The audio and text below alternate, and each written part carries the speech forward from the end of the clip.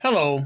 I'm always in search of new knowledge. So when I come across another source of knowledge, I always look at it and I always try to discover what they're trying to teach, but more importantly, why they're teaching it and what their goals might actually be. And sometimes that question is very difficult to answer.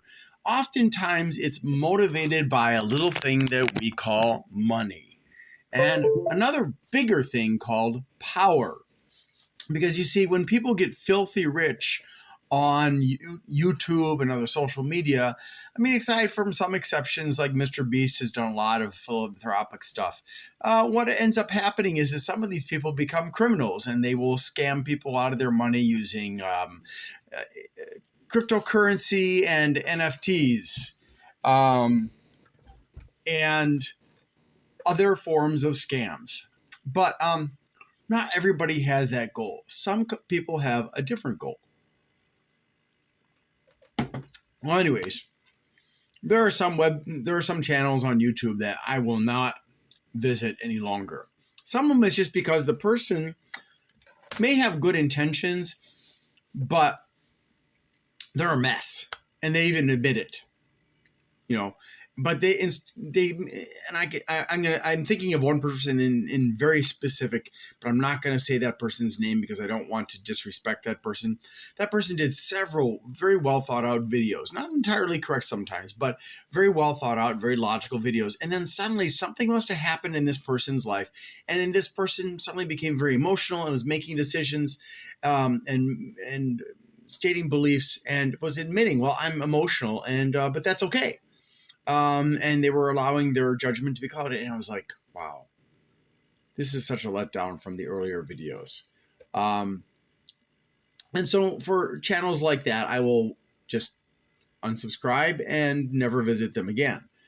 But there are other channels out there that have very overt agendas. Now, there are some that their agenda is they are being paid by companies to influence you to buy certain products.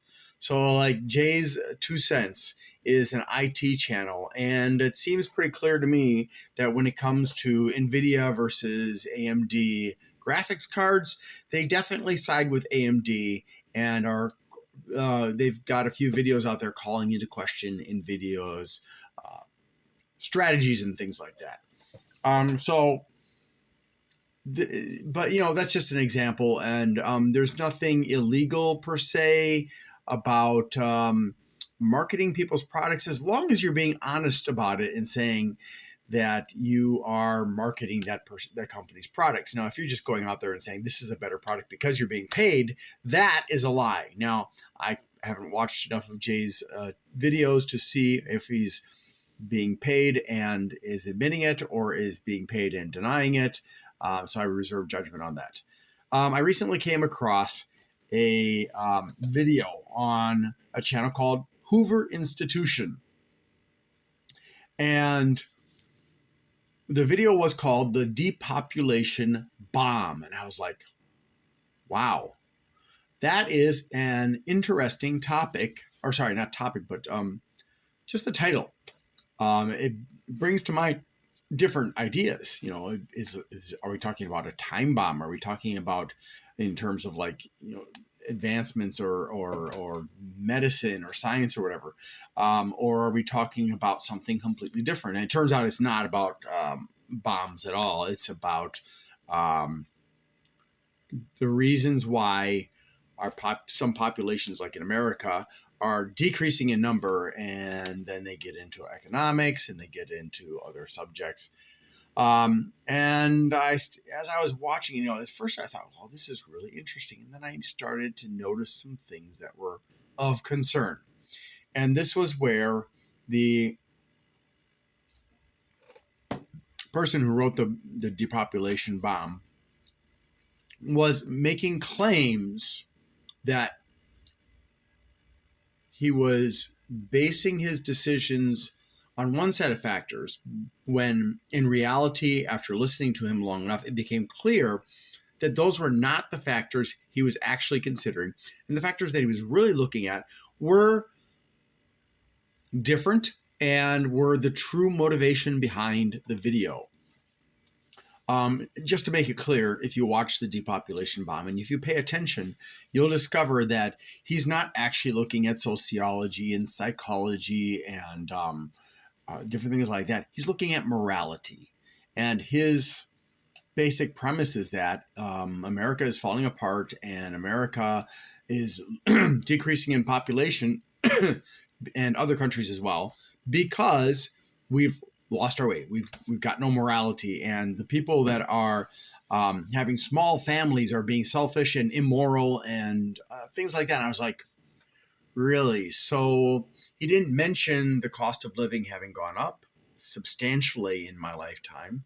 He didn't mention even inflation, nor did he mention that wages have basically stagnated for the past few decades with very, very minor improvements, but not enough to even keep up with inflation, let alone the cost of living. It's all about morality.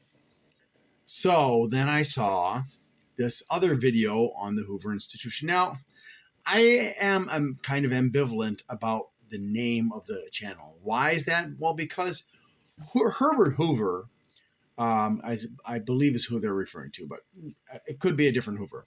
But anyways, when I think of Hoover, I think of the director of the FBI, Hoover.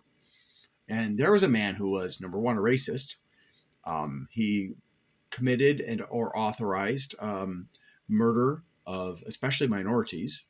And he bent the entire agency over time to his will and his agendas and his biases and his discriminatory behavior, to the point that the FBI was engaged in a lot of very shady practices, especially during the civil rights movement for blacks and for Hispanics and for whites and stuff like not whites, women. They did a lot of bad things. So the name Hoover for me has a lot of very negative connotations, but I didn't go into this watching these two videos with that in mind. I tried very hard to keep an open mind, even when the topic is something that I have a very strong personal opinion about. I try to keep an open mind because I get surprised by people sometimes, and they come up with things that really do make sense, and I have to revise my personal opinions because sometimes the argument and the evidence is very, very compelling. Well, the new video that I'm watching, which is the host is interviewing Stephen Meyer on intelligent design and the return of the God hypothesis, and I was like, I wonder what Stephen Meyer is going to say. I don't know this guy, okay? But from watching the depopulation bomb, I already had an inkling of what this channel's goals and motivations were, and they're religious. So I started watching this, and Mr. Meyer, he's making these arguments. So I'm going to just segue here to a story, and then I'm going to come back to what the basis of his arguments was and let you think about that.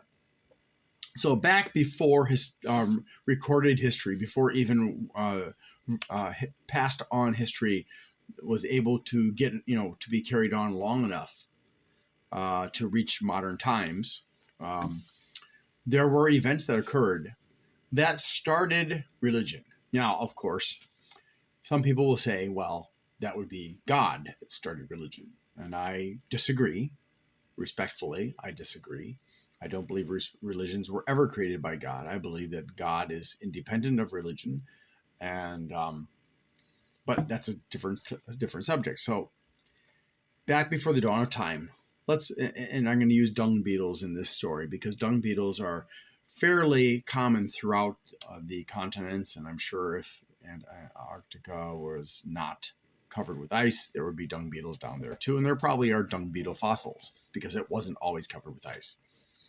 So there were these two cavemanish humans, and they were, they never had any kind of education other than the hard knocks of life. survival against predators who were faster and stronger than them. And so their whole worldview was based on survival and nature, what they could immediately see and experience and hear and stuff like that. And one day, the human number, we'll call the first human Ugg, and we'll call the second human Ugg and And Ugg said to what's that bright thing in the sky? And said, And Ugg said, no, not you. That, the big ball. I don't know. And as they're talking, trying to figure out what this mysterious bright light in the sky is that keeps on going across the sky every day from east to west, or whatever it was at that time for them. I would assume it would be east to west, but I don't know. Maybe things were different back then. So as they were doing that, Ugg looks down. He's a little bit smarter than maybe you noticed. And he notices a dung beetle pushing a ball of poop. And he says, look, dung beetle push poop ball. And says, yeah. Huh? And Ugg says, look, ball in sky is burning poop pushed by a beetle on the side we cannot see. Not thinking, of course, that if there was a beetle up there pushing it around, that you'd see it, right? That's the natural conclusion. If you can't see it, it's still there. And said, oh, dung beetle ball. Was very confused, and many, many generations passed where they thought that indeed there was a flaming ball of dung. Now, is that the actual story? Probably not, but I didn't live back in those days, even though I like to make jokes that I'm as old as the dinosaurs. We don't know the first stories that were spread about God, about supernatural beings, but oftentimes, instead of looking to an external deific force, they would look at nature and assign powers to nature, because that was all they were able to observe.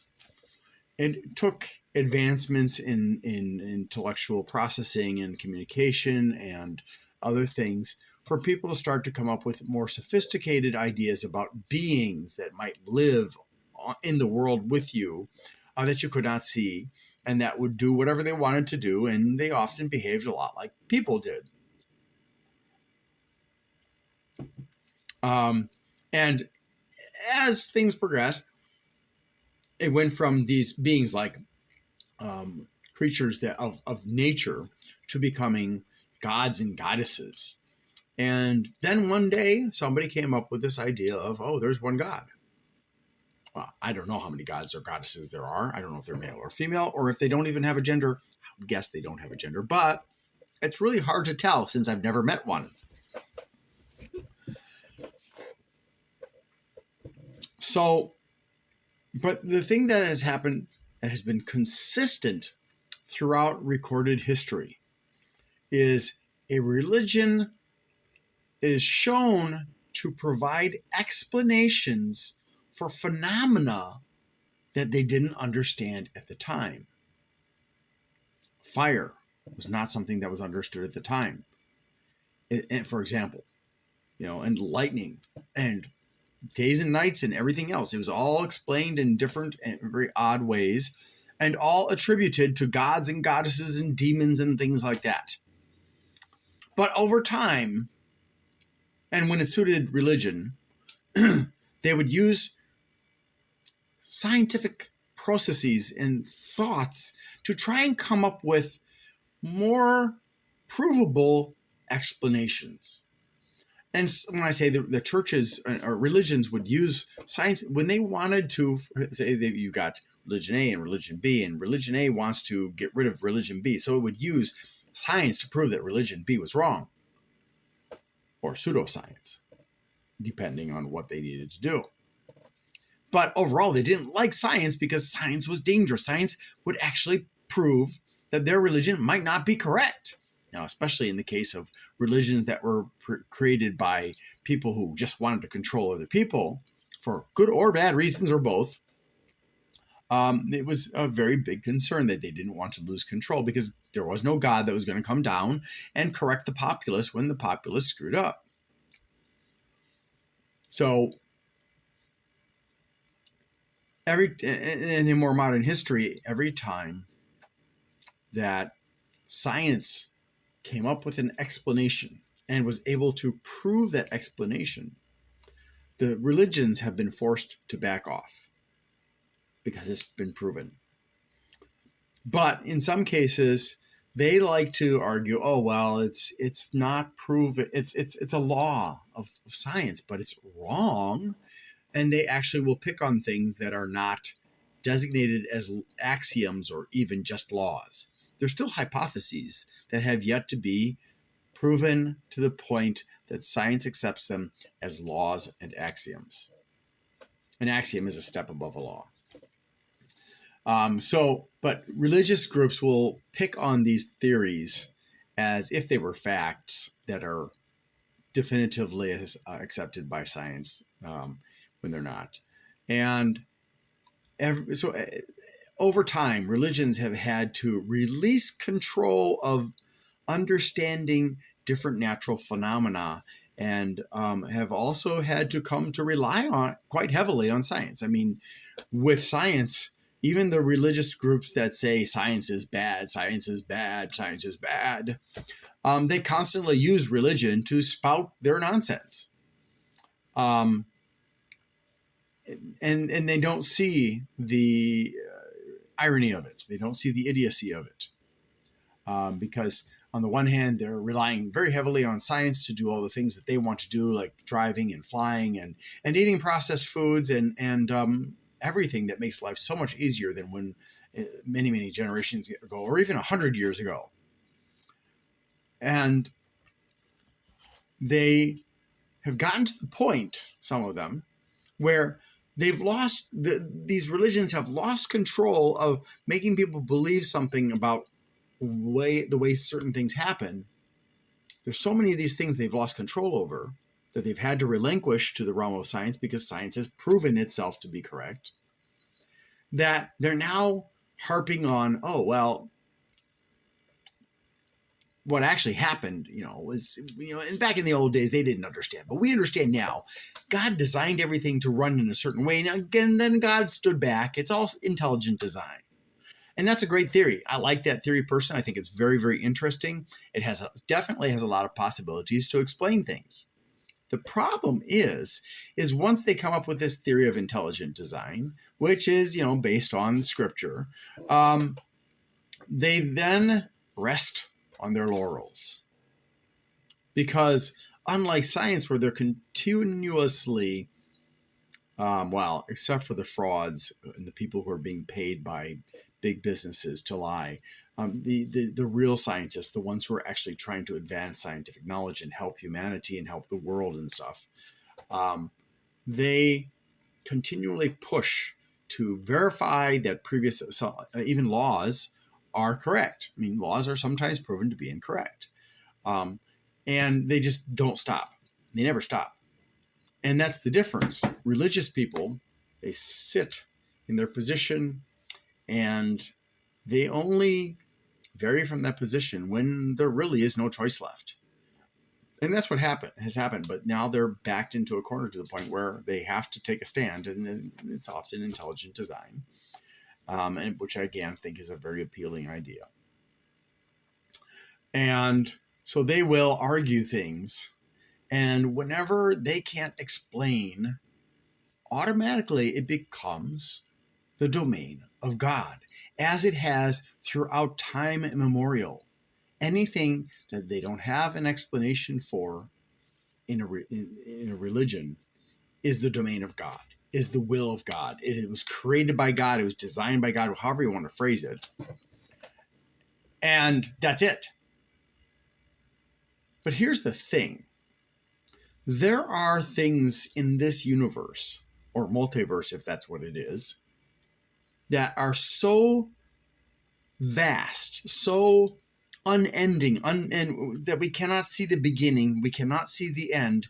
And if there was a beginning before the beginning with an end after the first beginning, and so on and so forth, like a chain of beginnings and endings, there's likely not to be any evidence to show that.